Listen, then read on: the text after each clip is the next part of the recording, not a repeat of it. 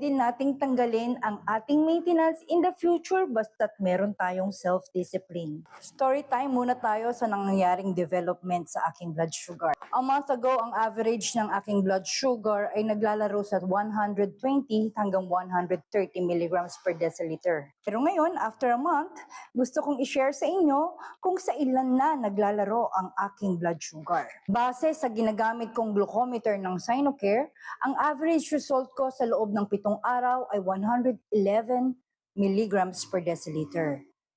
Sa loob naman ng 14 days, 113 milligrams per deciliter.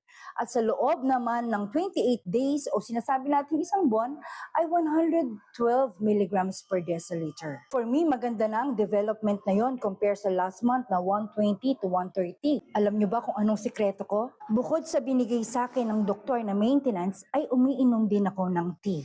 At ang tea na ininom ko ay ang diabetes tea. Meron siyang fenugreek, cinnamon, ginger, turmeric, cloves, black pepper, chamomile tea at marami pang iba na nagbibigay benefits para sa iba't ibang klaseng health. Sa meds kasi napansin ko kapag wala na yung epekto, balik uling taas ng sugar ko lalo na kapag kumain ako.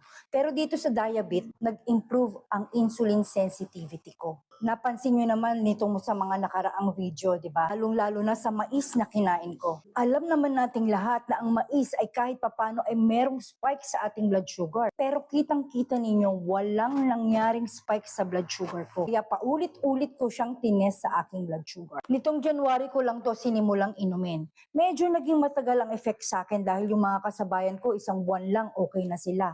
Ang mga FBS nila, 99, 98, hindi umaabot ng 100. Sa akin, medyo matagal ang effect kasi nakikita nyo naman, nagko-content pa ako ng may carbs at totoong kumakain pa ako ng carbs, binawasan ko lang. Ang maganda sa diabetes tea na to, fina-flush out niya yung excess sugar sa katawan mo. Pangatlong bote ko na to at meron silang bagong packaging. Yung ganito.